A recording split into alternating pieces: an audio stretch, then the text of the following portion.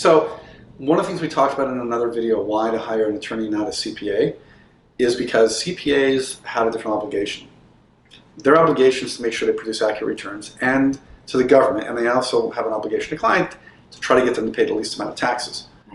The attorneys are looking more into the gray, pushing that line, where a CPA may not want to do that. Some of them do. We actually have legal basis for doing something.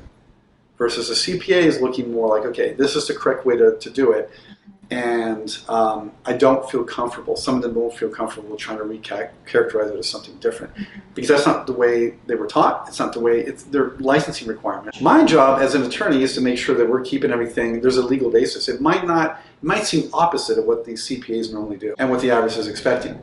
But we're going to recast that in a different light, because now we have some legal authority to say, you know what? There is legal basis. We're going to explain it on a sheet that gets attached to the return. We're going to explain why we're doing it, but we're going to explain it. You may get audited. We're going to fight that. We think it's justified. An example that I have, which is really cool, we had a guy, or actually an investor group, that owned a building in Pasadena, and this building was rented by a government agency for 30 plus years. That government agency took apart that building. They basically, it used to be warehouse and office space. They gutted the whole thing. They put a bunch of servers over there, and then now they were vacating. And so the agency was going to pay them like $3 million to restore the building. And the owner says, wow, do I really have to use the money to repair the building, or can I keep the money? If I keep the money, do I have to pay taxes on it? Well, the first assumption was, well, but they're repairing the building. So maybe it's a repair, and it shouldn't be like when you get insurance proceeds to repair something.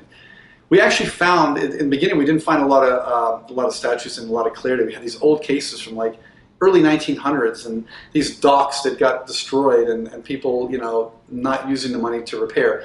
Long story short, we found a statute. It was 1234A. I don't know how I remember this many years ago, that said you can actually reduce the basis in your property and not pay taxes on it. And if once you got to zero, then you'd have to pay capital gains. But there was a rule that says you don't have to pay taxes on it if you accept funds and you don't repair, as long as it had to do with real estate, as long as it arose from a contractual obligation, which at least is a contractual obligation. The IRS's position said, well, it's true that you may not have to pay taxes, or you can bring your basis down before you have to pay taxes, but there's different types of property. And we're going to split the definition of what property means. It doesn't always, for this law, it doesn't apply to rental real estate. It applies to everything else. Now, the statute didn't say that, so it was IRS's interpretation. And we found a case that agreed with IRS, but it wasn't in the Ninth Circuit. Federal court, Ninth Circuit includes California. Maybe in another state it would be true, but in California, there was no case law on point. We presented that to the client and said, look, you have some risk. The IRS is likely going to audit it, but here's the legal support for it, and it's your decision whether you want to take that risk. And they decided to take the risk. We put an explainer, we wrote out some explanation for the IRS in case that return got pulled. Somebody would read it and go, okay, this makes sense. Anyways, it never got audited. So, knock on wood, everything worked out well. But that is how a tax attorney interprets things differently, a statute differently from what a CPA will do.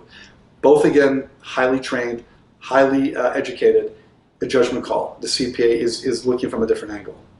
So, John Milikowsky, founder of Milikowsky Tax Law.